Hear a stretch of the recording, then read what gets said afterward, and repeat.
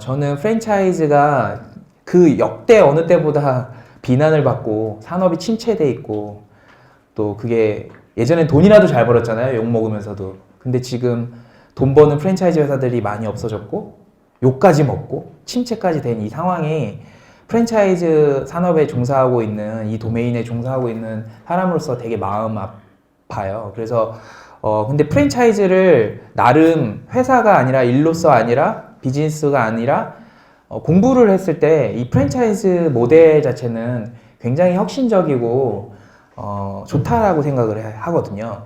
근데 왜 이 모델이 비난을 받고 이 모델에 문제가 생기냐 하면 결국은 이 시스템 혹은 이 솔루션을 활용하는 사람들의 문제가 있는 거고 그것들을 해결하는 것이 해결한다면 과연 프랜차이즈가 이렇게 욕먹거나 한계를 드러낼까 하는 그런 생각이 있습니다. 그래서 프랜차이즈를 개선하고 혹은 프랜차이즈의 대안이 될 수 있는 방법들을 고민했으면 좋겠고 고민해왔고 그게 무슨 걸까를 치열하게 고민한 끝에 프랜차이즈 대안적 모델로서 소셜 프랜차이즈라는 게 생겨나야 되지 않을까. 그리고 그게 그 담론이 불고 있는 상태에서 저희가 어떻게 보면 저희 포럼에서 선도적으로 이 과정을 준비했다고 생각하고요. 저도 그런 역할을 하고 싶어서 그런 것들이 확산되고 프랜차이즈 대안을 찾는 데 좀 기여하고 싶어서 그런 마인드를 가지고 일을 하고 있습니다. 일단 시작을 할게요.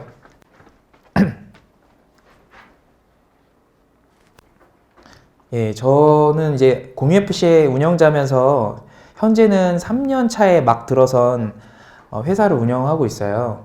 저는 사실은 저희 회사가 추구하는 방향성은 창업 당시만 해도 초기 외식 기업과 프랜차이즈 기업, 넓게 보면 뭐 식품 관련된 기업까지 포함해서 이 푸드를 기반한 회사들을 발굴하고 육성하고 투자하는 일을 하고 싶다고 야심차게 생각하고 출범했는데 현실과 이상은 갭이 많았어요. 사실은 미스크 대표님이 도메인은 다르지만 어찌됐든 엑셀러레이터라는 역할을 하고 계시는 걸 보면서 많이 자극이 되고 그리고 그분께 많이 배워야 되겠다는 생각을 하고 있어요. 현재는 저희 회사는 그 역할을 방향성을 잡아놓고 있지만 현실적으로는 교육이나 컨설팅이나 이런 일들을 하면서 회사를 운영하고 있습니다. 그리고 저는 여러 회사를 다녔고 그리고 사업도 정확하게 말하면 세 번째 창업인데요. 특이한 건 아니죠. 첫 번째 회사를 제외하고는 모든 회사와 창업을 다 외식 도메인에서 했습니다. 그리고 그 외식업 안에서도 프랜차이즈 사업으로 영위하고 있는 회사도 운영을 다녀봤고, 그 다음에 신기하게 이제 다브랜드, 그러니까 특정 지역에서 여러 개 브랜드를 직영 형태로 운영하는 회사에서도 일을 했었고, 그 다음에 그 기업 차원에서 그 직영 외식업을 하는 단일 브랜드로 하는 기업형 외식업체에서도 일을 배웠습니다. 그래서 이런 경력들이 있고 세 번의 창업이 있었다고 했는데요. 저는 그 세 번의 창업 중에 두 번은 투자를 받았고 한 번은 협동조합을 만들었습니다. 그래서 만든 협동조합은 저가 이제 파운더이자 초기 이사장이었고 그 이후에 있는 분이 이어서 잘 하고 계시고 협동조합을 하면서 프랜차이즈랑 협동조합이 이렇게 다른 점들, 그 다음에 사람들이 지금 협동조합 붐이라고 할 만큼 이렇게 확산되고 있는 이 시기에서 협동조합이 나아갈 길에 대해서 되게 여러 각도에서 고민을 할 수 있었고요. 그 두 번의 투자를 받았는데 이제 두 번 다 엑시트를 했다고 해야 되나? 우스갯소리예요. 첫 번째에서 망했어요. 그래서 탈출을 했고 두 번째 회사가 현재 진행 중인 회사인데 이 두 번째 회사도 엑시트를 했다는 의미가 뭐냐면 투자를 받았는데 투자자에게 돈을 돌려드렸어요. 그러니까 그분을 엑시트 시켜드린 거죠. 저는 회사를 떠안았고 그래서 저는 현재 이제 투자를 받았지만 이제 주주가 없는 100% 오너십을 가지고 있는 주식회사를 운영하고 있고 그래서 두 번의 투자를 다 합치면 9억 정도의 투자를 받았는데요. 그 경험이 제가 엑셀레이팅을 하는 데 있어서 조금이라도 도움이 될 거라 생각을 하고 그렇습니다. 그래서 외식업을 주로 일을 하면서 협동조합을 하고 기업 기업에서와 창업과 이런 걸 균형 있게 했고, 기업 안에서도 여러 가지 모델들이 있는데 뭐 기업형 직영 외식업을 하거나 다브랜드를 운영하거나 전통적인 프랜차이즈 모델이거나 이런 걸 두루 경험하다 보니까 경력과 나이에 비해서 열심히 고민하고 치열하게 살아온 덕에 조금의 나름의 인사이트들을 가지고 있고, 그게 이제 가치지향적인 약간의 삶과 더해져서 현재 소셜 프랜차이즈라는 담론을 만들어내고 그거에 실전적인 행동으로 해 나가려고 하는 사람입니다. 제가 외식업을 보는 시장의 그림인데요. 이렇게 이걸 정규본프라고 하잖아요. 근데 사람과 경제가 이렇게 튼튼하고 다수의 허리를 만드는 시장이 되면 모두가 살기 좋은 세상이 되지만, 현실은 양극단으로 가고 있잖아요. 그러니까 엄청나게 외식업으로 따지면 엄청나게 돈 번 프랜차이즈 기업의 사람들과 그다음에 엄청나게 열악한 이 자영업자들, 이게 극단적이거든요. 자영업 문제는 하루 이틀 일이 아니어서 뭐 이런 거 제가 설명 안 해드려도 다 알 거고, 프랜차이즈 본사에 맥도날드라는 회사를 제가 뭐 언급하는 건 아니지만 어찌됐든 세계인이 알만한 한국을 대표하는 뭐 음악으로 따지면 BTS 같은 프랜차이즈 본사가 좀 나와주고, 그런 기업이 사회공헌까지 많이 하면서 사회에 기여하는 그런 브랜드들이 많이 있다고 하면 우리가 이렇게까지 욕먹을지 않았을 건데, 상장한 프랜차이즈 회사는 거의 찾기가 어렵고, 그 공정경제, 그러니까 갑을 프레임에서 벗어나서 좀 착한 기업이라고 소문난 프랜차이즈 혹시 아시는 데 있으세요? 착한 프랜차이즈라고 들어본 그런 데가 거의 없을 지경이니까, 사실은 프랜차이즈들이 이렇게 많이 벌고 성공한 만큼 그 역할을 다하지 못했고, 그러면 이 가운데 있는 사람들은 누구일까 했을 때, 일본이란 나라를 가보면 알아요. 그 사회 구조적이고 문화적인 걸 제외하더라도 일본이란 나라는 정말 이 허리층이 많거든요. 그러니까 장사를 소명이라고 생각하고 정말 오랫동안 장사를 준비해서 꾸준하고 오래 가업으로 있거나 아니면 사람들에게 사랑받는 작은 가게들이 정말 많은데, 우리나라는 이렇게 철학과 소명을 가지고 지속 가능한 장사를 하는 사람들이 없고, 이런 것들이 저는 문제라 생각을 해요. 그래서 한 줄로 준비가 안 돼 있었으니까 당연히 이렇게 망했고요. 프랜차이즈도 사실 나쁜 프랜차이즈 자꾸 나오는 이유는요, 너무 빠르게 급성장해서 기업가 정신이 없는 상태에서 프랜차이즈 오너가 되기 때문에 그렇다고 생각하거든요. 결국 준비가 없다는 건 매한가지예요. 준비가 없는 시장, 그 다음에 중간이 없는 시장. 이게 제가 보는 외식업 시장이에요. 그래서 그런 이미지를 이렇게 갖고 있죠. 특히나 아마 프랜차이즈 기업들에게 가지고 있는 이미지일 건데, 이런 나쁜 이미지들 온갖 덕지덕지 다 붙여 있죠. 그래서 이런 부분에 대한 문제 인식 때문에 프랜차이즈를 대안하거나 열악한 외식업을 대안할 수 있는 그런 모델들이 나와야 된다는 생각을 하게 되고, 그게 이제 프랜차이즈의 씬에서 오신 분들이니까 결국 소셜 프랜차이즈 등장의 배경이라고 저는 설명을 하고 싶어요. 일단 프랜차이즈 산업은 되게 큰 시장이에요. 여기 보시는 것처럼 대기업들이 직영 형태로 외식 기업을 해서 이렇게 크게 만들어 놨고, 또 작은 회사지만 매장 수를 확 늘려서 프랜차이즈 기업들이 이렇게 큰 거래액을 가지고 있는 되게 큰 시장이고요.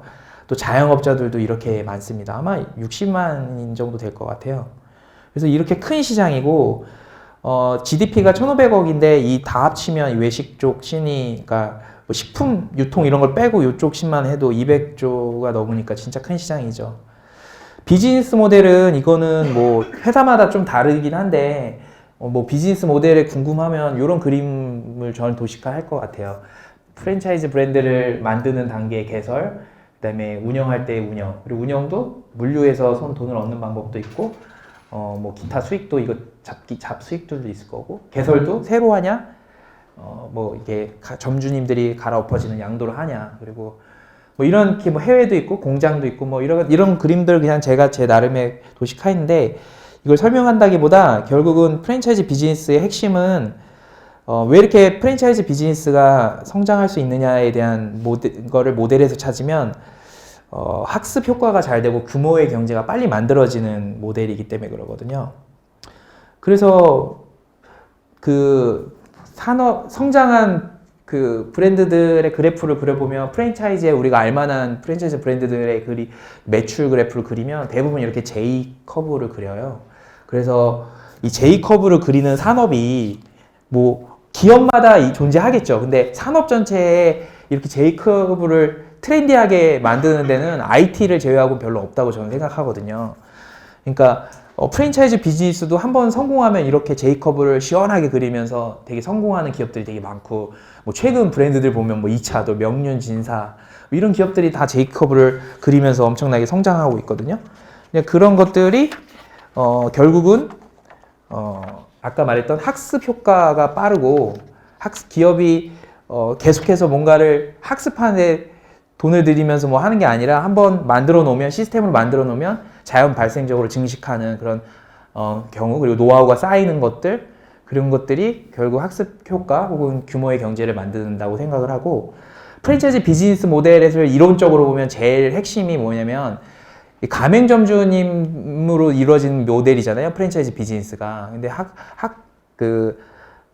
아카데미컬하게는 프랜차이즈 모델이 만들어진 이유가 대리인 이론이 나오거든요. 내가 서울 사는 사람인데 광주라는 지역에서 매장을 내고 싶은데, 그거를 광주에 있는 어떤 사람을 통해서 매장을 내면서 효율을 만드는 거, 대리인을 두면서 만드는 거, 그런 거고, 또 한편으로는 내가 돈이 1,000만 원밖에 없는데 내 돈으로 매장 하나 더 늘리고 싶은데 매장을 늘릴 수 없으니까 누군가의 돈을 통해서 매장 하나 더 내서 자기가 물류수익 가져가는 거, 이런 것들, 그러니까 남의 돈으로 사업하는 거, 이게 자본 한계 이론이라는 데서 나오는 개념이거든요. 그러니까 남을 통해서 남의 돈으로 사업을 하니까 또 비즈니스가 빠르게 확장하는 거거든요. 그래서 아까 말했던 그 규모의 경제를, 매장이 뭐 200개, 300개 늘어나고 학습을 통해서 이렇게 기업의 효율을 높아지는 그런 효과도 있고, 이론적으로는 대리인 이론, 그리고 자본 한계 이론, 이런 걸 통해서 비즈니스가 이렇게 J커브를 그릴 수 있는 거죠. 그래서 이렇게 성공한 회사들이 있다고 하면 실패한 회사들도 있고, 이게 이 장표가 3년, 4년 전 장표인데요. 이쪽에서 일로 넘어가야 할 브랜드들이 보이죠? 이렇게 빨라요. 3, 4년 만에 이렇게 바뀌어요. 아, 진짜 마음 아픈 거예요. 이 장표가 일부러 안 냅둔 거예요. 누군지 얘기 안 할게요. 영상으로 찍고 있으니까. 예. 근데 이제 특징적인 거는, 이 장표 만들었을 때는 제가 이 포인트가 중요한 건 아닌데, 이때 회사들이 다 직영 회사들이야. 외식업체를 직영으로 하고 있는 회사들. 근데 지금 상태가 다 안 좋죠. 그 안 좋은 이유들은 뭐 말하면 뭐 길어지고 핀트에서 벗어난 거라 생략을 할게요.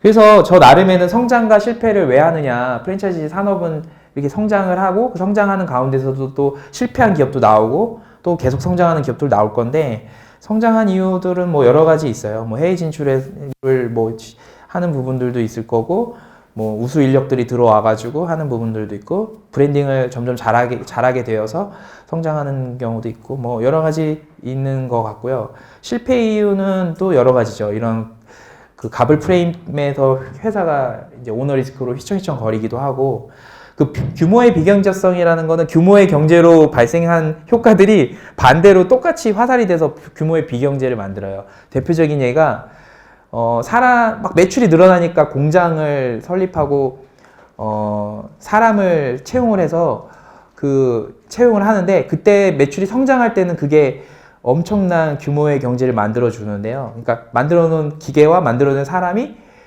성장의 흐름을 타서 엄청난 이익을 가져다 주는데, 성장이 딱 멈추는 순간 그 사람들이 이제 돌덩어리가 되는 거죠. 골칫거리가 되는 거죠. 그래서 그것 때문에 고정비가 계속 나가니까 회사가 어려워져요. 그래서 규모의 비경제성은 그런 거예요. 쉽게 말하면 뭐 이런 것도 있고요. 또 뭐 회사가 성장하면서 또 문화가 바뀌면서 비경제성으로 또 넘어가는 여러 가지 이제 일련의 어떤 효과들도 있고요. 아무튼 그걸 다 설명할 수는 없지만, 어찌됐든 이런 규모가 커진 덩치 때문에 다시 비경제성을 만드는 부분들. 그 다음에 제일 문제는 저는 사실 이 부분이라고 생각해요. 아까도 초기에 언급했지만, 리더로 시작된 촉발된 기업 문화가 프랜차이즈 기업만큼 이렇게 안 좋은 게 저는 없다 생각해요. 그거는 저는 보는 각도가 여러 가지 있지만, 빨리 성장하면 탈난다. 그걸로 요약을 하고 싶어요. 이거는 좀 있어 보이려고 만든 제가 만든 표예요. 이제 있어 보이죠? 이게 그냥 경제학에 나오는 표인데 이게 한계 효용이라는 건데요. 그거를 알 필요는 없고, 네. 이제 가맹비와 로열티가 프랜차이즈에선 되게 핵심인데, 프랜차이즈를 하시는 분들은 좀 아셔야 될 것 같은 것들 포인트만 몇 가지 얘기하면, 가맹비를 받는 이유예요. 가맹비를 받는 이유는 이 브랜드를 만든 거에 대한 약간 공헌적인 거거든요. 그러니까 브랜드를 브랜드를 만든 사람이 있잖아요. 그게 이제 프랜차이즈 본사잖아요. 그 프랜차이즈 본사가 브랜드를 만든 거에 대한 보상의 개념으로 초기에 주는 게 가맹비의 개념이거든요. 이니셜 피라고 그래요, 영어로. 그래서 사실은 가맹점을 처음에 오픈하고 이런 거에 대한 노하우를 전수받고 이런 거에 대한 대가성으로 처음에 받는 비용, 이니셜 피가 가맹비예요. 그러니까 본사 중에 만약에 가맹비를 안 받거나 가맹비를 나중에 물류 수익에 녹여서 받으면 그건 이 모델에서 사실 안 맞는 거예요. 가맹비는 일회성으로 끝나야 되는 거예요. 내가 브랜드를 만든 그 파운더, 그 프랜차이즈 본사에 대한 보상의 성격이고 처음에 브랜드를 내가 계약하게 돼야 된 거에 대한 반대급부를 받는 거기 때문에 이거를 온고잉하게 지속 가능하게 물류 수익에 녹여서 받는 본사는 나쁜 본사인 거예요. 이론적으로 그래요. 이니셜 피를 그렇게 대해야 되고 반대로 가맹비를 받지 않고 영업으로 확장하는 사람들이 가맹비를 안 받으면 문제가 안 되는데 가맹비를 안 받는 건 물류식에서 이 가맹비만큼의 보상을 대부분 받으려고 할 거란 말이죠. 그게 이게 문제인 거예요. 가맹비를 안 받으면 안 받는 것도 제 상식으로는 이거는 시장을 흐리는 나쁜 거라고 생각을 하지만 가맹비를 안 받은 것까지 좋아요. 돈이 많으니까 안 받을 수도 있어요. 근데 그거를 물류 수익이나 이런 온고잉한 비용에 녹여서 받는 이게 문제가 된다 이런 거고요. 그러면 이 온고잉하게 사업을 운영하면서 받게 되는 이 로열티의 개념인 건데요. 사업을 운영하는 거에 대한 기여를 해주고 사업을 운영하는 거에 사업이 지속적으로 운영해 나가면서 받게 되는 게 로열티인 거거든요. 이 말은 즉슨 돌려 말하면 프랜차이즈 본사가 사업을 매장이 잘 운영되게 하는 데에 대한 어떻게 보면 기여를 해야 되는 거예요. 그래야 받을 수 있는 거예요. 근데 프랜차이즈 회사들이 만들어 놓고 싸질러 놓고 매출이 증가되게 하는데 매장을 관리하게 되는데 비용을 받을 만큼의 충분한 효익을 주지 못하니까 로열티나 혹은 로열티의 다른 방법으로 돌려서 받는 물류 수익이 문제가 생기는 거죠. 그래서 회사가 이게 수익 곡선인데 수익 곡선은 이렇게 보통 가는데요. 이렇게 해서 나중에는 그 매장을 오픈하는 거에 대한 비용은 줄어들고 그 운영에 대한 반대급부를 받는 로열티가 커져야 되는 모델이 돼야 되는 거고 그 다음에 이거는 나가는 비용인데 당연히 비용이 처음에 많잖아요. 그래서 이렇게 했을 때 여기 최대 구간이 되는 게 이제 프랜차이즈 관점에서는 제일 많이 수익이 높은 데고 이거는 개똥 철학이에요. 이거 제가 이거를 입증할까 하다가 안 되겠다. 이거는 내 본업이 아니어서 안 했는데 이게 뭐냐면 여기까지 가는 게 매출을 극대화하는 그러니까 여기 이제 매출이 이제 꺾이기 시작하는 데까지 요 단계거든요.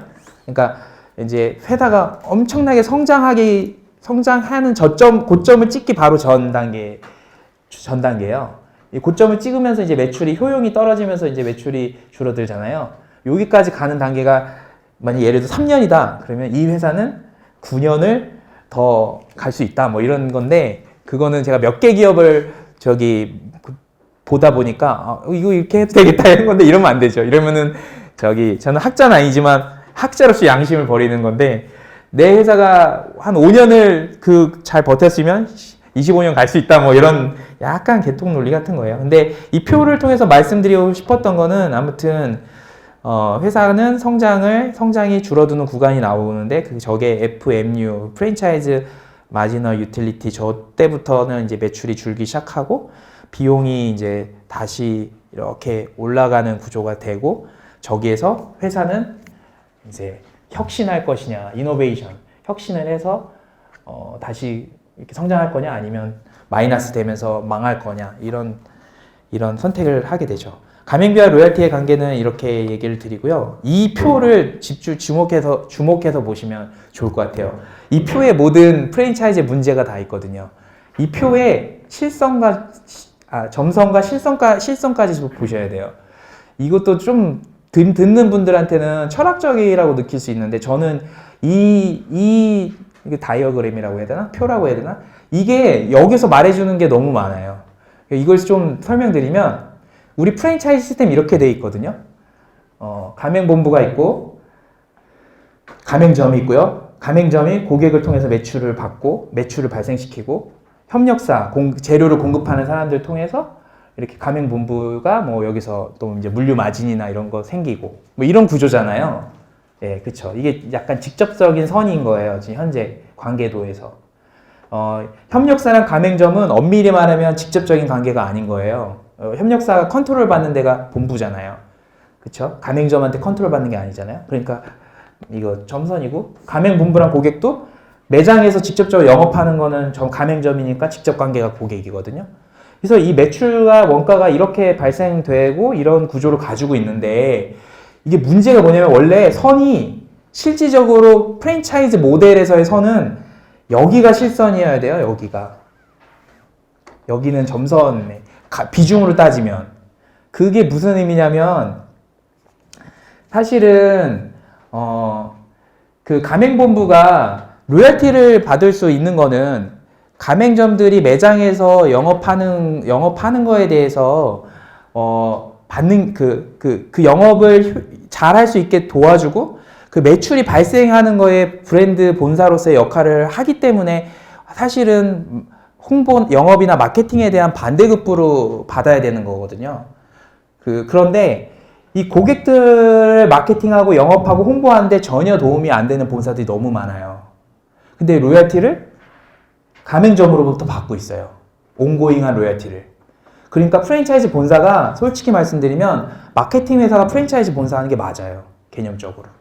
그러니까 마케팅과 홍보와 관리로서만은 이걸 받기에는 너무 그 관리 비중이 현대 경제에서 현대 프랜차이즈 모델에서 비중이 낮죠.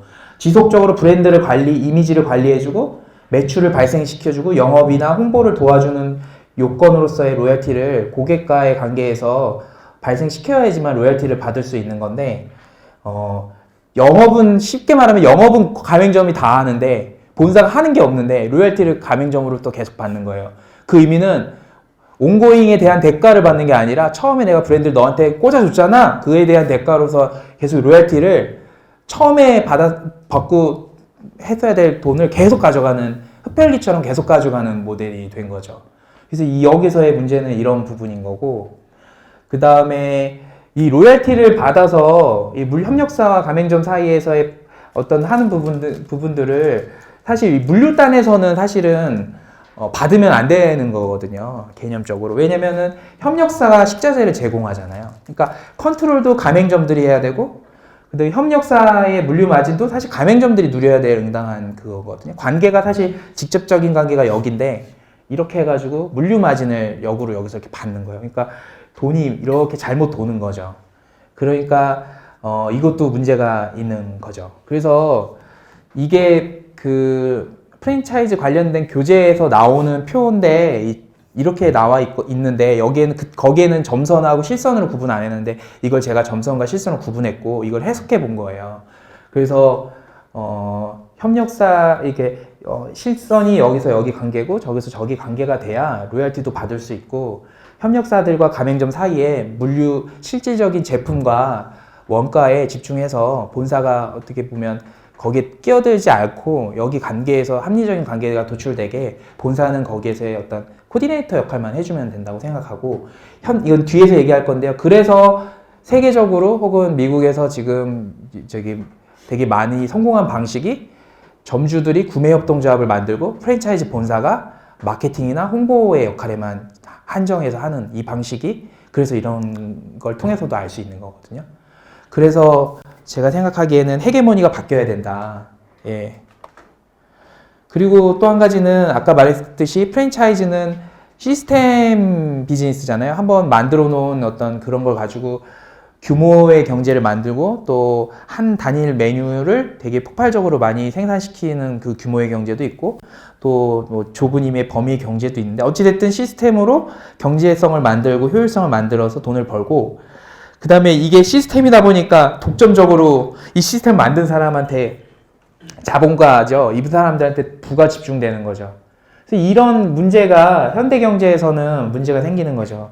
시스템보다는 좀 더 사람에 좀 더 가치를 두고 독점적인 게 아니라 누구나 다 균등하게 공평하게 다 같이 잘 먹고 잘 쓸 수 있는 이런 가치지향적인 담론이 생기면서 사람과 분배에 초점을 두는 시스템은 없을까, 대안적인 건 없을까 이런 게 프랜차이즈 씬에서도 계속 나오는 거죠.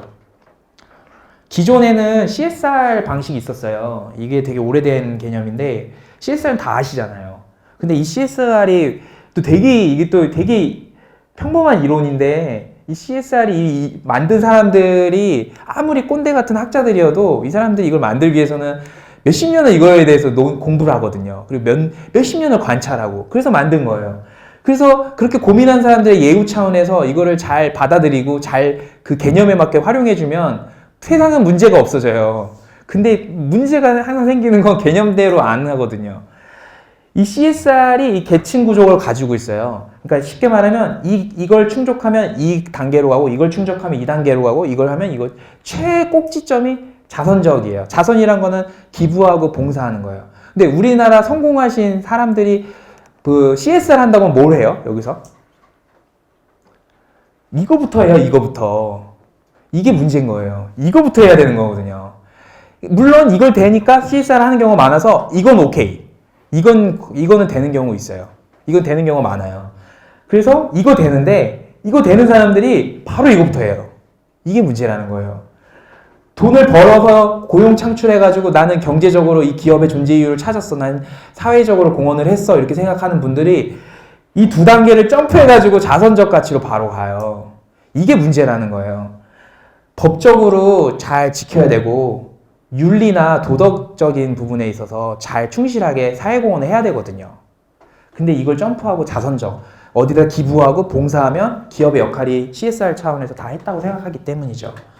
그래서 이것도 되게 단순한데 이제 도리에 맞게 순리에 맞게 하지 않는 이런 부분들이 사실 이런 표에서도 바로 알 수 있는 거죠. 예, 그래서 저희 그 프랜차이즈 비즈니스 하시는 기업들이 문제되는 게 여중에서 제일 문제되는 게 뭐예요? 그 공정하냐 아니하냐 이 부분이 사실 여기 단계거든요. 그래서 법적인 건 이제 많이 이제 준수하고 계시는데 이 부분이 취약한 거예요. 그래서 공정 경제가 공정하냐 이런 부분들이 윤리적인 어떤 단계인데 이 부분이 지금 제일 문제가 되고 있죠. 그리고 CSR보다 조금 다른 개념이 이제 시장 자본주의에서 나왔는데 그게 CSV라는 건데 뭐 영어는 중요하지 않고 이게 뭐냐면 좋은 일도 하면서 돈도 잘 버는 그런 개념이에요. 사회적 가치와 경제적 가치를 같이 만들자 이런 거예요. 그러니까 CSR은 번 돈을 가지고 나눠주는 개념인데 CSV는 돈 벌 때부터 가치를 만들어서 돈 버는 방법을 가르쳐 주는 거예요. 사회적 약자한테. 그래서 사회적 가치와 경제적 가치를 같이 만드는 거예요. 벌어서 나눠줬더니 거기서 일회성으로 끝나는 거예요. 그래서 우물을 파는 법을 가르쳐줘서 그 사람들이 앞으로 지속 가능하게 계속 잘 먹고 잘 살게 하는 개념이라고 보시면 돼요. 그래서 CSV가 이렇게 개념적으로 나왔어요. 이거는 다 어디에서 나온 거냐면 기존에 우리가 알고 있는 시장 자본주의에 있는 사람들, 경제학자들이 그런 분들의 개념에서 나온 거예요. 그러니까 그런데 저는 이거 말고 저는 사실은 새로운 개념 혹은 누구도 정의하지 않고 있고 정의를 잘 못하고 누구든 정의해도 다 다른 개념인 소셜 프랜차이즈를 저는 이제 심플하게 3S라고 정의하고 개념화해서 그걸 실천하고 그거를 기회가 될 때마다 이렇게 알리는 작업들을 하고 있거든요. 제가 생각하는 3S에서의 S는 스몰, 자영업 시장이에요. 그러니까 프랜차이즈 개념을 막 확장한다는, 그러니까 프랜차이즈 개념을 똑같은 브랜드를 많이 낸다고 상상하시고 생각을 하시면 제가 생각하는 개념에서 혼란이 올 수 있어요. 그냥 프랜차이즈는 비즈니스의 확장이라고 그냥 치환해서 생각하시면 좋을 것 같고, 그 비즈니스의 확장을 치환해야 될 사람 대상이 누구냐? 그게 3S인데 한 가지 이제 대상과 개념이 이제 하나가 S 스몰이에요. 그러니까 자영업 시장이 일본에 있는 장인 가게처럼 지속 성장하고 오랫동안 성장하는 것도 저는 확장의 개념이라 봤고, 그래서 자영업 시장이 매우 중요하기 때문에 소셜 프랜차이즈에서 집중해야 될 대상은 자영업자, 스몰이다. 근데 자영업자들 이런 개인 브랜드를 하나 하시는 분들이 확장하는 방법들은 지금 성공한 사례들이 지금 점점 나오고 있어요.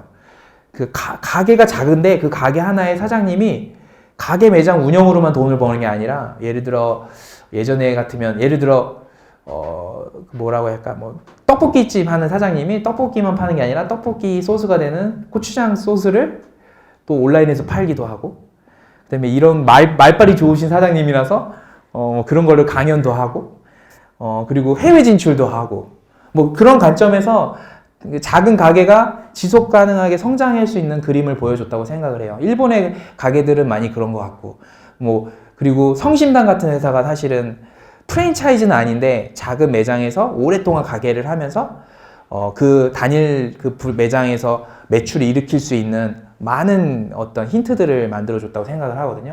그래서 이런 스몰 브랜드를 운영하고 있는 이런 자영업 시장에 대해서 지속 가능하게 성장할 수 있는 그런 방법이 소셜 프랜차이즈의 한 축이라 생각을 하고 두 번째는 이제 쉐어링, 공유 가치인데요. 제가 생각하는 쉐어링의 공유는 우버나 에어비앤비처럼 유유 자원을 단순하게 이렇게 나누는 개념이 그러니까 필요한 사람한테 주는 개념이 아니에요. 이거는 사회적으로 부를 증가시키지 않다고 생각하거든요. 어찌됐든 이거는 플랫폼을 만든 에어비앤비나 우버에 또 똑같이 독점적으로 자본이 집중되는 형태고 그 다음에 제일 문제는 필요 없는 남아도는 자원을 하러 하는 사람들한테 돌려줘야 되는데 사실은 이 경제가 돌아가는 거 보면 에어비앤비를 해도 에어비앤비 사업자가 나타나고 그러니까 에어비앤비를 위해서 또 가게 또 그 집을 사고 또 필요 없는 집을 또 만드는 사람들이 나오고요. 우버를 하기 위해서 또 이렇게 차량이 줄어들지 않고 우버에 맞는 또 차량들이 새로 생겨나고 이래서 재화를 줄이지 않으면서 새로 나오는 재화들을 줄이지 않으면서 자원을 효율화시키지 않다고 생각하고 더 문제는 이걸 만든 사람들에게 수익이 집중된다는 거죠. 그래서 저는 이거를 그 공유경제라고 얘기를 하면서 이게 사회적 가치를 가지고 있다, 소셜 가치를 가지고 있다라고 생각을 하지 않아요. 그 제가 생각하는 쉐어링의 공유는 되게 어려운 좀 미묘한 거예요. 좀 하이한 개념이에요. 하이엔드한 개념. 그게 뭐냐면 좀 이상하게 생각하실 건데 영성적인 나눔이에요.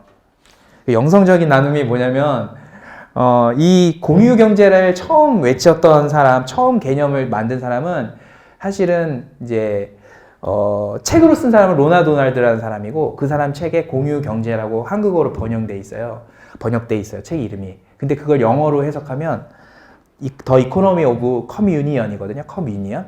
그 무슨 말이냐면 이 책의 내용을 조금 말씀드리면 거기에서 이 공유경제가 나온 배경을 얘기해요. 그게 1940년대 2차 세계대전 때 이탈리아 그 인근에서 있던 일인데 여기에 이제 이 사람이 브라질 사람인 것 같아요. 끼아라 루빅이라는 사람이 전쟁이 막 일어났잖아요. 그래서 전쟁으로 폐허가 됐어요. 이 동네가.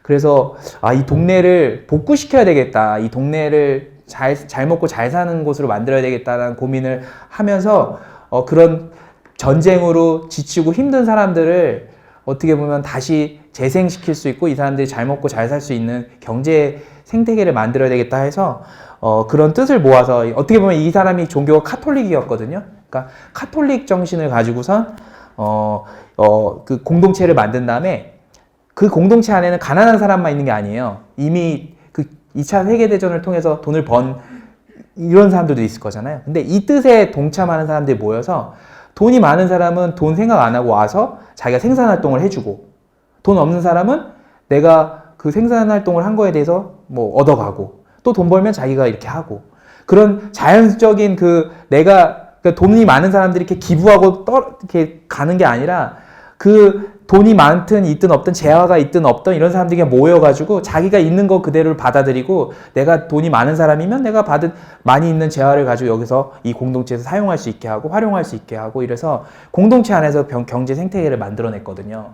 그게 이제 포콜라레 운동의 약간 캠페인 개념으로 한 건데 그렇게 해가지고 그 지역 일대가 계속 잘 살아나기 시작했어요. 그래서 그게 전 세계적인 운동처럼 이렇게 되면서 거기서 나온 용어로 이제 공유경제가 시작된 거거든요. 근데 현대 이제 경제에서의 공유경제는 단순히 자원을 공유하는 게 공유경제라고 했지만 우리나라의 그 세계에 처음에 공유경제가 발달된 거는 이런 어떻게 보면 나눔과 돌봄의 가치. 그러니까 내가 많든 내가 적든 우리 스스로 공동체를 만들어서 신뢰를 기반으로 나눔과 돌봄의 가치로 어떻게 보면 영성적인 공동체를 만든 거거든요. 그러니까 많은 사람이 베풀어주고 부족한 사람이 얻어먹고 그리고 같이 경제 활동하고 그렇게 한 거거든요. 그러니까 절대 신뢰를 막 바탕으로 하는 거예요. 공동선이라고도 하죠. 어려운 용어로. 그러니까 이게 공유경제고 그래서 공유경제를 우리나라처럼 쉐어링 이코노미로 안 하고 더 이코노미 오브 커뮤니언이라고 해요. 그래서 공동체. 커뮤니언이 공동체라는 뜻이잖아요. 그러니까 공유경제는 공동체를 만드는 과정이에요. 공동체적인 나눔이에요. 단순히 재화를 저쪽에서 이쪽으로 나가게 하는 게 그게 아니라는 거죠. 그리고 마지막 S는 소셜인데요. 이거는 정부에서 말하는 사회적 경제의 형태를 띈 기업들을 말하는 거예요. 그러니까 저는 이런 기업들을 프랜차이즈 비즈니스 모델과 합쳐서 확장시키는 게 소셜 프랜차이즈라고 생각하는 거예요. 그래서 국내에는 이런 기업들이 있어요. 되게 더 많아졌어요. 지금 협동조합으로 프랜차이즈 하는 곳을 많아졌고요. 잘 되는 데가 없어서 그렇지 되게 많고요. 그리고 해외는 너무 많아요. 여기 뭐 사실은 제가 견문이 짧아가지고 몇 개 못 썼는데